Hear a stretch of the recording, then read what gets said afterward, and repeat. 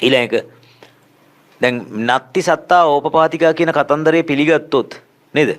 නත්ති සත්තා ඕපපාතිකා කියන කතන්දරේ පිළිගත්තොත් මොකක්ද තියෙන අවාසිය? ඒකේ නා පින් කරන්න ආසත් නැහැ. ඇයි? දිව්‍ය ලෝකේ යන්න එයා බලාපොරොත්තු වෙන්නේ නැනේ. පව් කරන්න බයත් නැහැ. පව් කරන්න බයත් නැහැ. ඒකනේ අර ගහලා තියෙන මොකද්ද? අපාය යන්න බයත් නැහැ, දිව්‍ය ලෝක යන්න ආසත් නැහැ කියලා. ඒකයි වැඩේ.